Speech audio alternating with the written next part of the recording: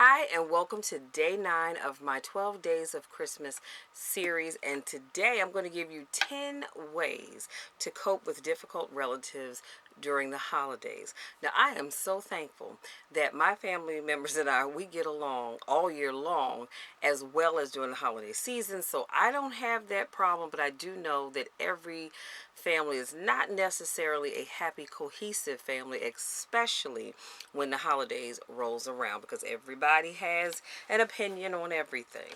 So instead of preparing for battle this season, follow these 10 tips to make your family gatherings more enjoyable. Number 1, adjust your attitude. Did y'all hear what I said? I said adjust your attitude. If you are already anticipating that a gathering will be stressful, your anxiety may get worse by the time the actual get together happens. And so try focusing on the positive things. Before get togethers with family members, think about the qualities you like about them rather than focusing on the things that get on your last good sanctified nerve. Your stress level won't already be high before you see them, which will help you be more tolerant and able to tactfully respond to their actions when they do and say things to irritate you, okay? Number 2, have realistic expectations. As refreshing as it would be if your aunt Peggy or your uncle Mickey didn't criticize your outfit this year as they do every year, and not just your outfit, it's everybody's outfit that's not to their liking. They probably won't. Okay, don't expect people to change when they have behaved in the same way for years, for many, many, many, many years, and you know this about them. So why do you let that upset you? Wear what you're going to wear because that's what you want to wear. And when they open their mouth to say something smart, you just say, you know what, thank you for your input, but I'm wearing this outfit because I like it. I didn't wear it to please you. And say it with your best smile, okay? Number 3, keep potentially upsetting topics off limits. Politics and religion are the obvious choices, but people also bring up sensitive subjects without thinking about how they may affect other people. One question that you might get are you ever going to get married? And sometimes that does come up in families, right? And it may seem like a harmless question, but more likely than not, it can strike a nerve in some people, especially if it's someone that wants to get married and for whatever reason they just haven't found the right person. Okay, so y'all don't do that. Plan to keep conversation conflict free by avoiding potentially sensitive topics, or simply ask what's new and take it from there. Now, avoiding topics that tend to spark arguments helps diffuse tense situations, and that's always a given. If a family member insists on discussing it, try to change the subject tactfully. And I will say this, tactfully is in the eye of the beholder, okay? It's whatever you think it is, and I'm going to leave it at that. Number 4, accept that the only thing that you can control is your reaction. You can't stop people from bringing up controversial subjects or asking rude questions, but you can monitor and modify how you react to those things, okay? No one can force you to engage in a negative conversation. Nobody. You can sit back with your arms crossed like this, and as I cross my arms, y'all see them pecs? Good God, I digress. So as your aunts and uncles and cousins and whoever are bringing up subjects that you would much rather not talk about, you just sit back with your arms crossed and you just give them the look like this. Hopefully they'll get the message and that look that says, look, I'm not in the mood today. Don't with me, okay? Because I'm not the one. So instead, you can simply say, you know what, let's not get into that right now. And then you change the subject. Okay, and if they persist on talking about something that you're not interested in talking about, you simply say, you know what, excuse me, get up and walk away. Go over and do something else. Or if you have to leave the environment altogether, you do that as well. That way nobody gets cussed out, nobody gets hurt. Number 5, don't drink too much. If you drink alcohol, do so in moderation. I can't stress that enough. Some people become very aggressive or argumentative when they've had too much to drink. So if you're one of those people, minimize your drinking or stick to non-alcoholic beverages. Avoid people who have had too much to drink, and please, by all means, do not let them drive. Okay, I am so thankful that I'm not a drinker, so I don't have to worry about that. But I do realize that sometimes some people, so you have two different kind of people. You have some people that drink, and they are the life of the party, honey. They are just so much fun to be around. In fact, they're more fun to be around when they've been drinking than when they haven't. But then you have some folks, when they drink, they start to say ugly things out of their mouths. They bring up things that nobody really wants to talk about, and things can get a little ugly. Number 6, get active. It's difficult to be drawn into an argument when engrossed in activities that require concentration, physical activity, or some sort of laughter. Play a game, go for a walk on the beach or down your block, or watch a funny holiday movie. Number 7, practice gratitude. Take a time out and think about all you have to be grateful for. That could be the meal that you're going to partake of, or you are in the process of partaking of, or you've already eaten.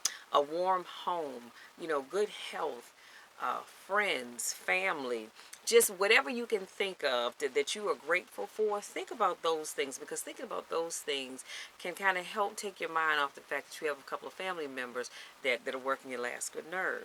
Anxiety can be diminished by focusing on the things that we enjoy and that we value. Number 8, practice tolerance. This is something I work on. I've gotten better at it, not necessarily with my family, but just in general.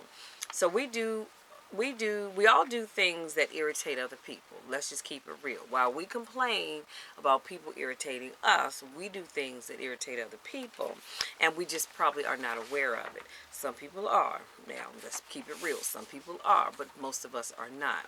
So try to be tolerant of others, their quirks, their irritating behaviors, and don't take them personally. If nothing else, remember, you only have to tolerate that irritation for a little while. You stay and visit with your family. Maybe you can only stay an hour and a half, 2 hours, maybe 3 at the most. But guess what? You get to go home and you don't have to deal with them anymore. Isn't that an awesome thing? So just think about it that way. Number 9, bring a happy reminder. Looking at a favorite photograph, a funny text from a friend or a coworker, whoever, anything else that makes you smile can go a long way towards relieving stress. When things get too stressful, plan to sneak away and take a break. I said that earlier. Walk away. It's all right to, if it's probably going to be cold out. So you put your coat on, your jacket on, bundle up, and go down. Just take a quick walk down the block and back. Now, if it's too cold, don't. But if you can go to another part of the house, do that. Maybe you need to get away from the events on the main floor. Go downstairs to the basement. Sit down, turn the TV on. Or whatever it is, to just remove yourself from that situation so that, you can get your wind. Take a deep breath and get away from that foolishness. And I actually cut myself off. Smile can go a long way towards relieving stress. I don't know about you, but when I smile or something makes me laugh, whatever was stressing me is just gone. When things get too stressful, I said it's plan to sneak away and take a break. Number 10, take a deep breath, or 2 or 3 or 4 or 5 or 10, whatever it is that you need. If you can't physically leave a stressful situation, you can always focus on your breathing. Take 5 slow, deep cleansing breaths. And that is when you inhale through the mouth, or you can do it through the nose, either doesn't matter. But your abdominals, your abs extend out. So you're not it's not chest breathing, it's all in the abs. So as I take a deep breath in, my midsection extends out and slowly release it. Oh my God, that is so deep and relaxing, okay? And the key is to focus on your breathing in and out, okay? Even this short little break with taking breaths can have a powerful impact on stress and anxiety. So keep in mind that you can only change yourself. You cannot change what your difficult relatives are going to do, say, or how they're going to act. None of that. So don't waste your energy trying to change them, and accept that you can only control, your actions and your thoughts. You do that, I promise you, you're going to be all right. Okay? So let me give you a quick recap, and I promise I'll let you be. Day 9, we're talking about 10 ways to cope with difficult relatives during the holidays. Number 1, I said adjust your attitude. You've got to adjust the way you think. It starts up here with you. Okay? You fix that, you're going to be all right. Because you can't go in there expecting people to change, and you know full well that they're just not. Number 2, have realistic expectations. Okay? Be realistic. You know how your family members are. You know them better than I do. So don't go to wherever you're going to be thinking, you know what, maybe this year that rude auntie of yours or uncle of yours is not going to say anything stupid out of their mouth. Why would you do that? You're only setting yourself up for disappointment because you already know how they're going to be. Number 3, keep potentially upsetting topics off limits. I say don't talk about politics, don't talk about, religion and all that kind of stuff. Now, if your family is one that you all can, like in my family, we can talk politics, we can talk religion, and we don't have arguments over it, okay? But everybody can. So if you can't bring up those subjects without having some kind of an argument or fallout, please don't. Don't. Whatever it is, subjects like, oh, I wonder when so-and-so's going to get married. Leave that alone. This is not the time to talk about that, because I'm pretty sure if they had someone that was worth marrying, they would be working towards that. Especially if that person's not even seeing anybody. Don't do that, because you don't know how that affects people. Okay, so leave that be. Number 4, accept that the only thing that you can control is your reaction. You cannot control how your family and friends are going to act, with their negative conversations, their negative behaviors. You can only control you. So you focus on that. Number 5, don't drink too much. And please don't think about getting behind the wheel if you have. And do not allow other people to do that. Whenever you get, too much alcohol in the mix, folks start to act a plumb fool. Number 6, get active. It's difficult for people to draw you into a negative conversation if you're busy. You're busy helping to set the table, wash the dishes, do this, do that, do the other. Get active, and I promise you, folks won't have time to bother you. Number 7, practice gratitude. Walk around thinking about all the things that you're grateful for.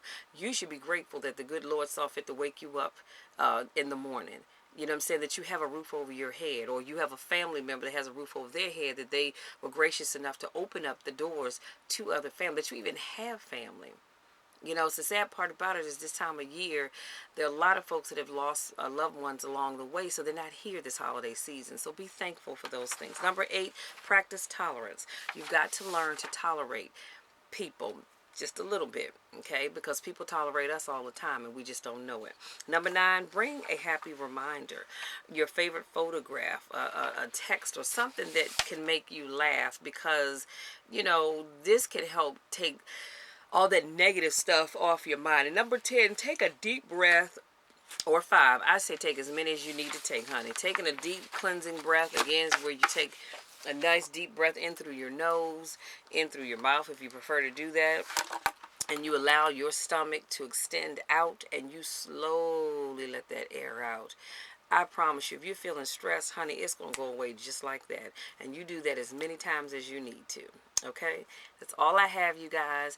Thank you for tuning in. I'll see you back here tomorrow for day 10 of our 12 Days of Christmas series. We are winding down, and I just want to say thank you so much to my new subscribers. Thank you so much. If you happen to stumble upon this video and maybe you've never even heard of me or seen me before, I thank you for giving me just a little bit of your time. And if you haven't already done so, go ahead and hit that subscribe button and tap that bell so you don't miss anything. For those of you that continue to support me in all that I do, I love you guys to the moon and back. Y'all know the drill. You know the drill. I love you all to the moon and back, and there's nothing you can do about it. I love you when nobody else even likes you, okay? That's the kind of love I have for you. So, until tomorrow, take care.